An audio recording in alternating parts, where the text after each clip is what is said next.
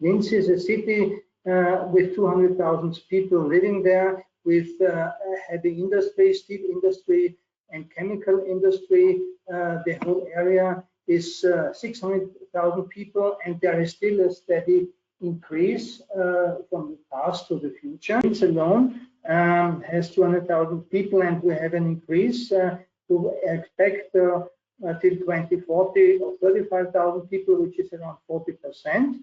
And in the area, in the whole region of Linz, we see that we have now around 600,000 inhabitants, which will grow up to 2040 by additional 65,000 people, which is an increase of 11%.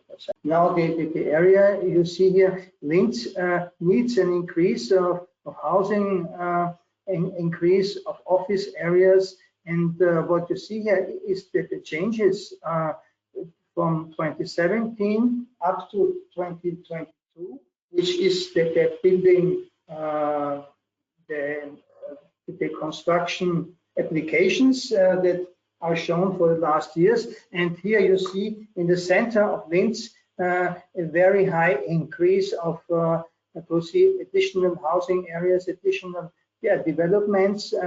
So there is still an increase of density, which will be for the future even more problem than for now.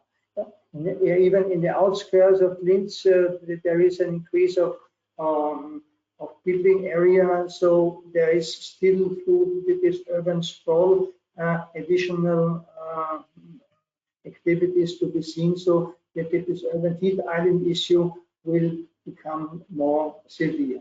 Yeah. Here is just a scheme how the urban heat island issue is to be seen. We have earlier, it was just seen to have one city which has a difference of temperature to the surrounding area. Now we're looking in the city in a way that we show that we're looking into different places and see that we have very different smaller and larger heat islands with larger temperature peaks and lower ones. And here you see two lines. One is the day temperature, and one is the night temperature. Over the day, you see quite a variation because of the different density of the buildings and of sealed surface in these areas. And you have in the center the highest concentration or the highest temperature. While if you look at this nighttime line, you see a steady increase, a bell-shaped curve. But this is still a problem, because if we don't have a reduction of temperature during the nighttime, then there is no relaxation for the population possible, and that there is that the people will have heat stress during the day and during the night, which is a problem for the health for the future. We see here the situation of the summer days today and in the future for two different climate scenarios. You see that the bottom left image shows the situation now, and there you see there is the concentration, the number of summer days around 50 days a year up to 60. So it's in this yellow and orange area. Only few areas show higher numbers, and around you have these green areas which show even less, 40 or even 30 summer days. This means that in the prior time that there was a kind of a possibility to go to the outskirts, to have less temperature, to have less hot summer days. And now that the situation is changing, it is increasing. If you see those pictures in the center, it shows the two scenarios: business as usual, the top one, and the effective measure scenario, the bottom one. In the years 2021 to 2050, the situation is quite similar. Yeah? We have an increase in this number of summer days. Now we have quite everywhere in the built-up area days 60 to 70 up to 80. Yeah? And if we go then to the next time range, which is 2071 to 2100, in this business as usual scenario, you see there will be nearly 90 to 100 days of summer days everywhere. Not just in the center, you can see it in the whole area. And if you look down to the business, to the effective measure scenarios, you have a slightly reduction. So these measures have an effect. Then we have numbers between 80, 70, to some extent 90, but we have still so areas around where we have 50 and below. So there is on the one side, climate adaptation is necessary everywhere, and it is especially then necessary if there will be not enough change in this greenhouse gas reduction. This is the expected impact from the screening, and we have these frequent, occasional, and rare events. And what is really interesting to see here is this is a 20-year event in the past. So this is where people died. Yes, it's 0.6 promille more mortality due to, according to our model, which is very simple. But the interesting thing is that when you look at these three here, so this is RCP 45, so that's kind of relatively optimistic for the for the end of the century. This is the worst case scenario for the middle of the century, and this is the worst case scenario for the end of the century.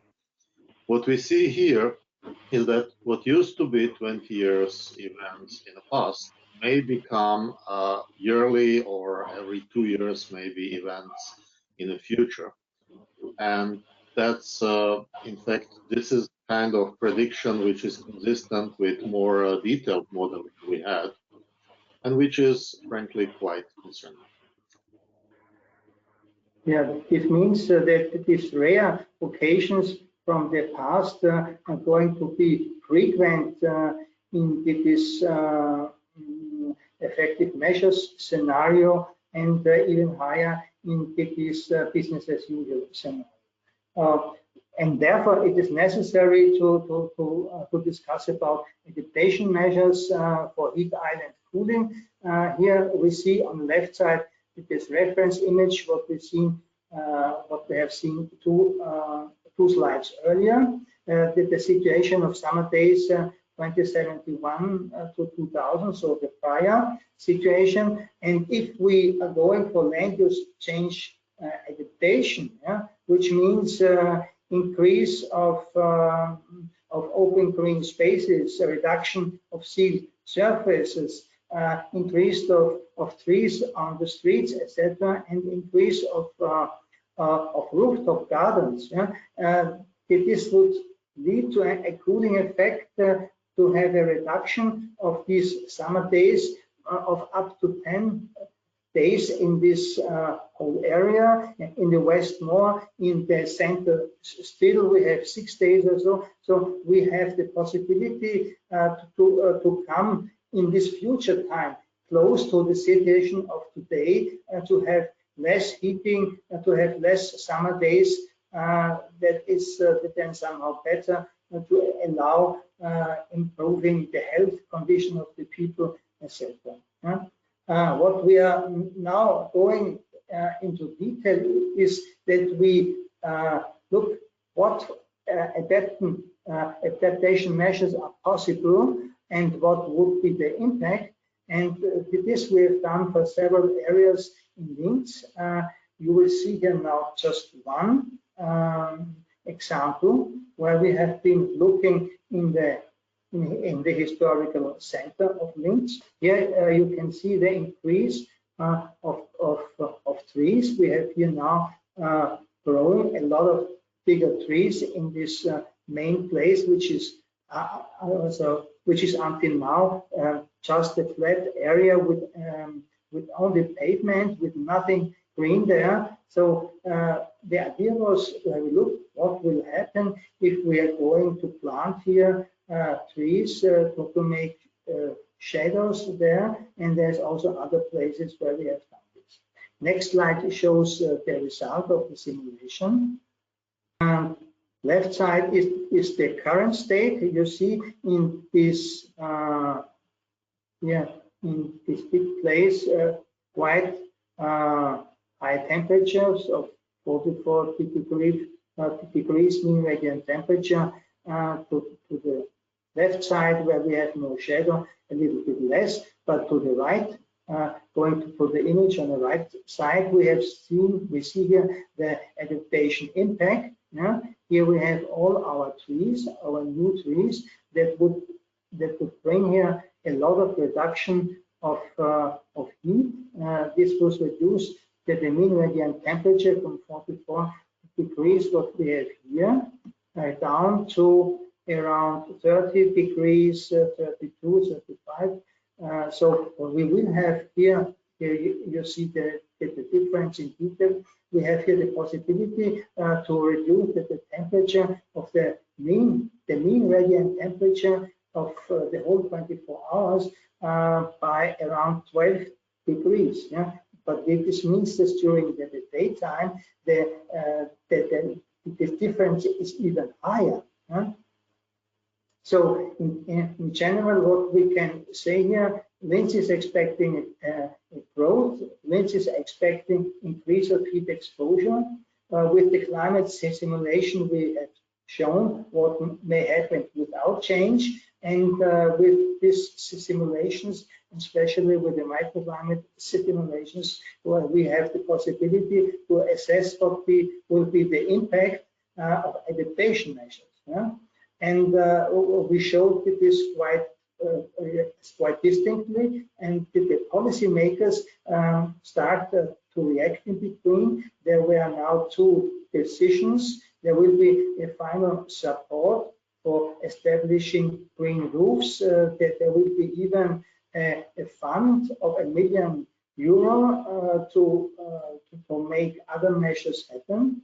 And what they also have done is of the central place. Now that there will come 30 trees, they will come this summer to provide here the possibility of cooling, to have less heat by shading this whole area.